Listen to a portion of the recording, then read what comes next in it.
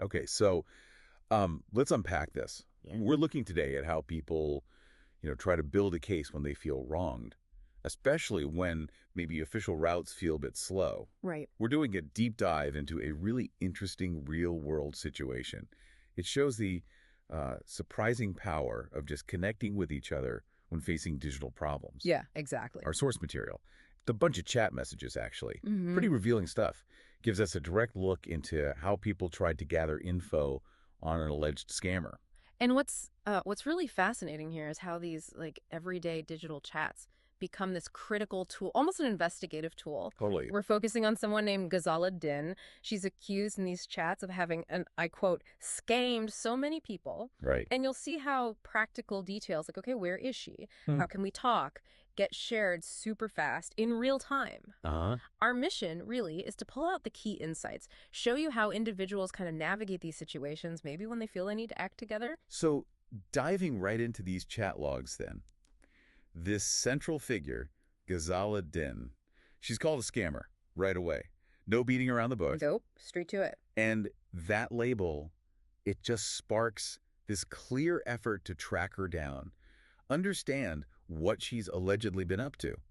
It's almost like watching, I don't know, a sort of grassroots intel up unfold. That's a good way to put it. And look, one of the first things they do isn't just vague complaining, it's very focused. They want to know her location. Yeah. The question comes up, from which area is your cousin in? And bang, the answer, Dudley side. Dudley side, okay. Now, that's not just geography, it's a signpost. It shows the trust that's working in these informal networks. Well, Local knowledge, shared person to person. it can get you info much faster sometimes. Potentially, yeah. Faster than maybe waiting for official channels. So that location hit, Dudley side, that's just a start, though. That it seems like they quickly figure out this isn't something one person can handle alone. Right. The focus shifts to connecting with others. Yeah. This idea that she's scammed so many people, it just creates this immediate need to find those other people. And there's a direct ask, would it be possible to speak to your cousin?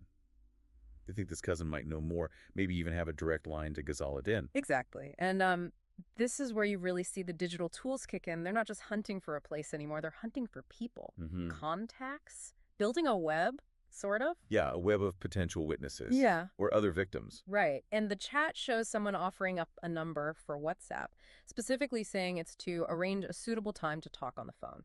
So moving from text chat to a voice call. Precisely. It shows how a simple app like WhatsApp becomes this key thing for coordinating more deeply. It bridges that first digital chat to potentially a real-world connection, maybe even a bigger group effort. It's organic detective work enabled by these informal digital tools. What's really striking, too, is how the strategy grows beyond just that one cousin contact. They actively try to find more victims. Scale it up. There's a request like, if you know of other people that got scammed as well, can you ask them to drop a text first as well? It's about building out that network, Yeah. crowdsourcing the intel. Yeah, distributed intelligence gathering. And it looks like it works, at least a bit. Hmm. Someone replies, I think he knows a couple of others. It shows how efficient this informal crowdsourcing can actually be. It really can.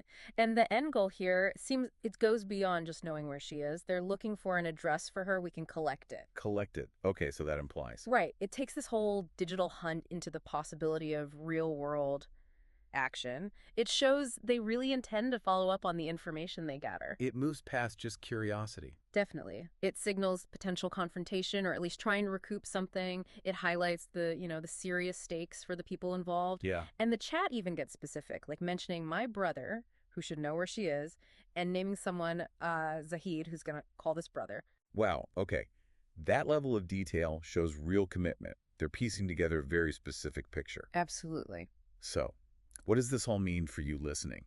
I think this dive into these messages, it really highlights the organic way people try to piece things together, especially when facing something widespread like a scam. Yeah, it's emergent. It shows how fast a network can start forming, without any formal structure, just using trust and digital tools to connect the dots, from anonymous claims to maybe actionable info. And if you connect that to the bigger picture, it does raise a pretty important question, I think. In a world where digital scams are, let's face it, getting more common, Mhm. how does this ability to connect and share really specific details, like a location, deadly side, or a WhatsApp number for coordination, how does that empower people?